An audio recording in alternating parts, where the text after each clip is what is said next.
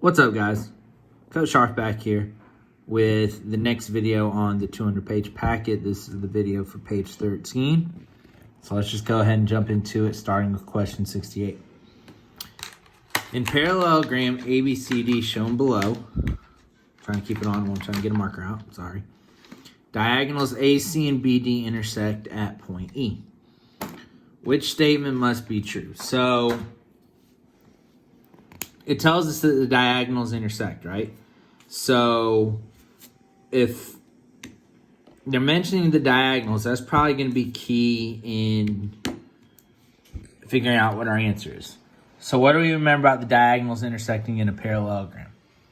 Well, the fourth rule about the parallelograms is about the diagonals. Let's review the rules real quick. The opposite sides, so A, B, C, D, and let's get back into focus. A, D, B, C are parallel and congruent to each other. So A, B, and C, D are parallel and they're the same length. Same with the two left and right sides.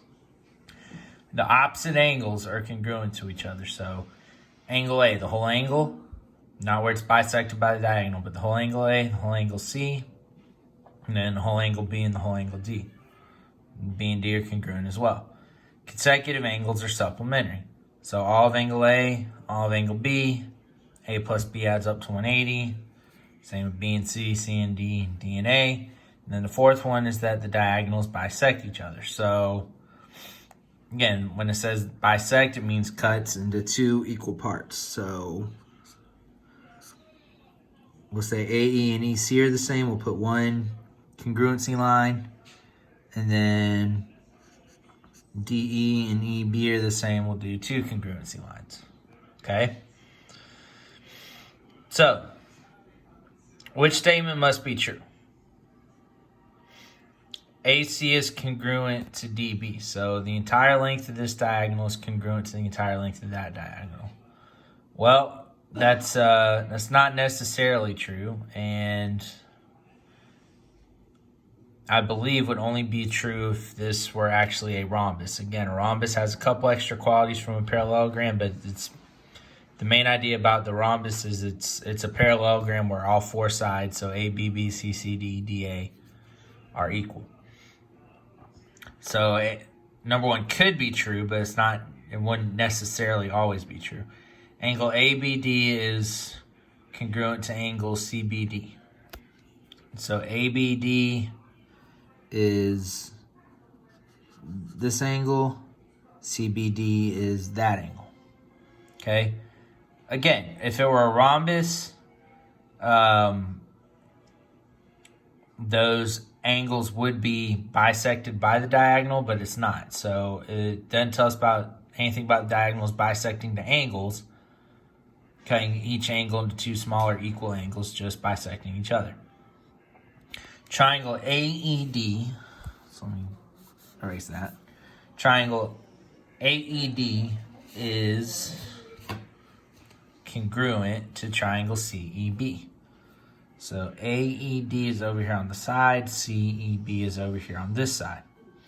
So if we look at it, even though it's kind of flipped around, AE is congruent to EC, DE is congruent to EB. So they have two corresponding pairs of sides that are congruent. Okay, again, so y'all can kind of picture which triangles we're talking about. We're talking about these two, right? All right. So there's actually a couple ways we can prove congruency with these, okay? So the easiest one probably is that, again, being a parallelogram, I know this has to be congruent to that, so I could say that those are congruent via side, side, side. If we look at the angle right here, so being intersecting lines, again, they do form vertical angles. So we don't know what the angle measures are, but this angle and this angle had to be congruent as well as top and bottom. So this angle and this angle are congruent. These would have been congruent through side, angle, side. You could do side, angle, side right there, but the same thing. But a couple different ways you could prove congruency, but number 3 is true, okay? You want to check number 4 just to be sure. DCE, it's this bottom triangle.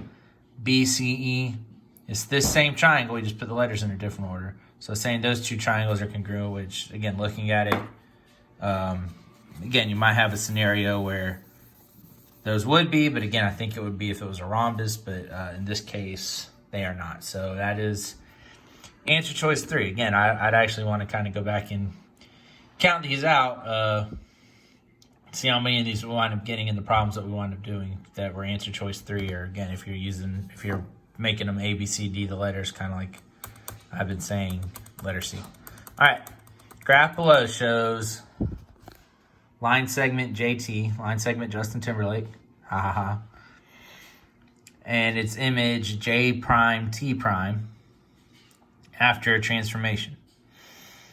So J prime T prime, Justin prime was probably NSYNC Justin, and Timberlake prime was probably not his first solo record, but a second solo record. Anyway, enough about the white people music talk.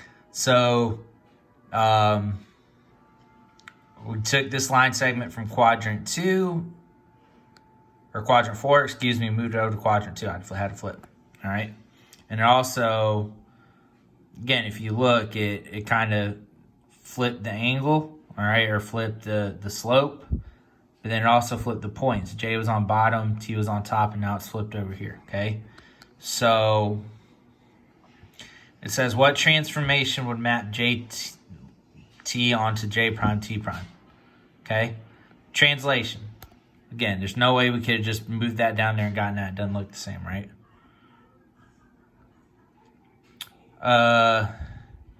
Glide reflection. So the glide reflection would be a translation and a reflection, but they're kind of combined. Again, you can kind of look at it as two separate transformations, but it's kind of combined into one. Again, we can talked about it a little bit, but not a lot. It might be that. I'll get to that in a second. Rotation centered around the origin.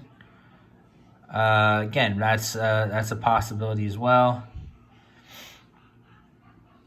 Or a reflection through the origin. So we could say a reflection through the origin with a line segment, because you can just take each point and try to connect them and see if they go through the origin, all right? So let's try to do that first, all right? If we do J and J, those actually do, okay? But if we try that with T and T prime, we could see that that line did not go through the origin, okay? So it's not 4. So we're down to 2 and 3, okay? It's Indiana Jones playing in the background. Sorry about that. So the rotation, if we remember our rules for rotations, we would jump 2 quadrants. So that's 180 degrees, right? So all we do for a 180 degree rotation, I'm about to write it down. XY goes to negative X, negative Y. Again, it's not on your formula sheet, and I could have pulled it up my computer, but I'm just going to write it down here, okay? So whatever X and Y were, they're staying in the same spot, but I'm giving them the opposite sign, okay? So J is originally at, let's see here, negative 1, negative 2, negative 3, positive 1.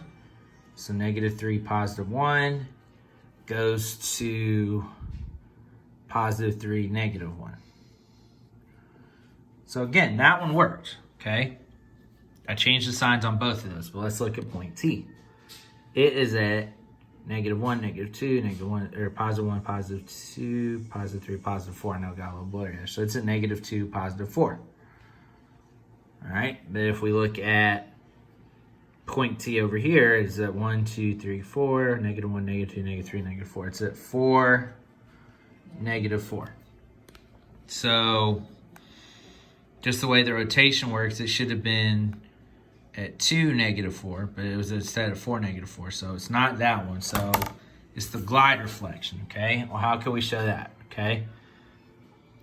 So if you think about it, if we move this down and flip it over, okay, T should still be on top, J should still be on bottom, right? But if we were to slide this over here, okay, if I put J right here, so I slid it over 1, 2, 3, 4, 5, 6 units, okay?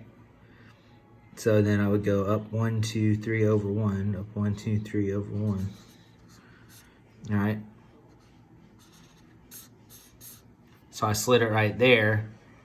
All right. If I flip that down, again, let's think about the reflection over the x-axis. All right. It's going to go straight down as many units away. So it's a positive, it's 1 unit away. So 1 unit away down there, -1. Here it is 1, 2, 3, 4 units away. So we count 1, 2, 3, 4, and it matches. Okay. So that one is glide reflection. All right. That one is glide reflection. Need to erase the whiteboard as well. All right. Back up to 70. All right, got 4 more problems on this page. What is the slope of a line that is perpendicular to the line represented by the equation x plus 2y equals 3? Again, we've seen a good handful of these by now at this point. So first thing we got to remember with perpendicular, again, it's that opposite reciprocal slope. I gotta flip it. Again, if it had like a slope of 3, that's really like 3 over 1, so I would flip it to 1 over 3 and then give it the opposite sign, right? So we gotta figure out the slope. The equation that's given is the standard form. It's not slope-intercept form, so we gotta put it in that slope-intercept form. mx plus b. Again, I think we're all familiar. We remember that, right? So I got to get y by itself. So I got x plus 2y equals 3. I'm going to subtract x from both sides. All right. It's going to give me 2y equals negative. You could do 3 minus x, I suppose. Because, again, I think some of y'all get confused sometimes about sticking it in front. You're going to stick it in front because this is still a positive 3, so it's going to be plus 3, right? Get it by itself, divide by 2. All right? So y is equal to, again, remember, this is like a 1 out here, right? So -1 half x plus 3 halves. My slope is -1 half, so we come back to it being the opposite reciprocal. All right, flip it to 2 over 1. Turn the negative to positive, so that basically gives me positive 2, which is answer choice 2. Or again, answer choice B if you're doing it like that. All right.